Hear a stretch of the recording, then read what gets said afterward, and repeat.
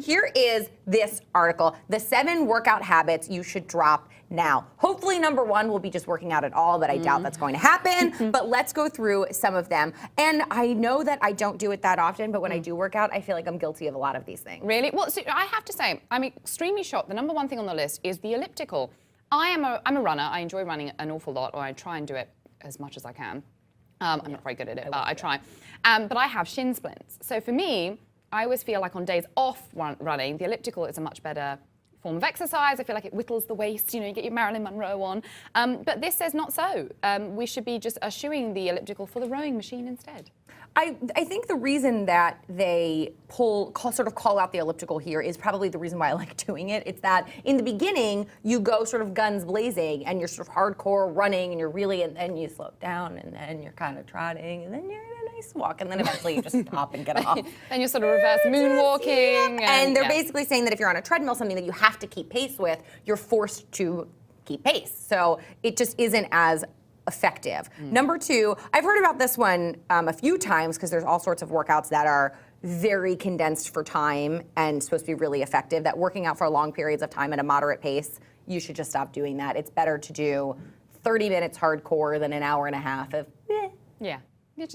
I feel what you're saying, because things like circuit works, though, that are supposed to be, interval training and things like that, it is hell on earth. It is like going to sort of Sauron's little chamber of doom in Lord of the Rings, where you have a golem kind of. Is that what they did in there? That's what they did. Circuit training? I'm sure they did. And they have a golem kind of creature there that sort of tells you when to go and when to start and stop. I prefer just sort of running at a moderate pace and listening to the Arctic Monkeys album as I go. Oh, I love the Arctic. Yes. I love an instructor. I love taking classes specifically for that reason, because if it's left up to me, I'm going to do number 3, lollygag.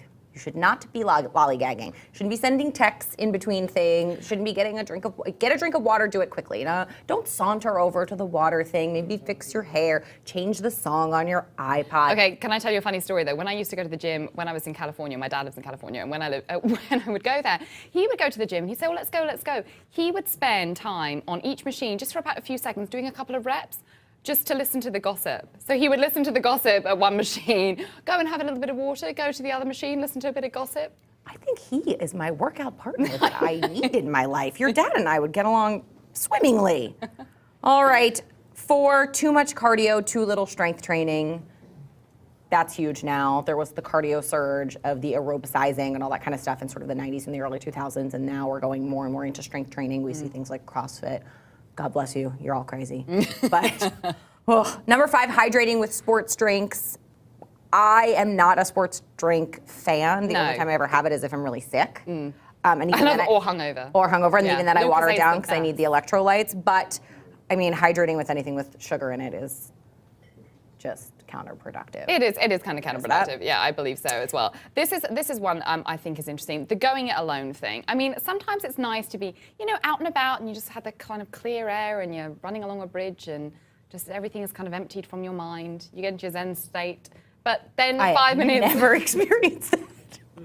Then 10 minutes later, though, you stop because you're like, I'm really bored now and I am hyperactive and I can't be doing nothing, 10 things at the same time because we're all hyperactive people now. I love going with a buddy. I'm all about a gym buddy. The whole point of going it alone here, why that's a bad idea, is the idea that if you're with someone and they do 50 lunges, you'll want to do 51, and then they'll want to do 52, and you kind of keep each other competitive at sort of a healthy level. I also think to go along with number 6 here, doing the same exercises over and over again is a bad idea. I love trying new things. Part of the reason I hate going to the gym, aside from the fact that I hate exercising, is I'm bored. I like trying new things. I want to try a new class. I want to do Bollywood Zumba or I want to try aqua spinning. Let's try Bollywood Zumba. This will be another thing. And also, do you remember that you have to tell us what you want us to try? But also, I just want to say, Bollywood Zumba might actually just happen. How many lunges do you enjoy doing, just on a daily basis? If I lunge toward my glass of wine, as many as it takes to finish the class. That's the kind of lunges we enjoy.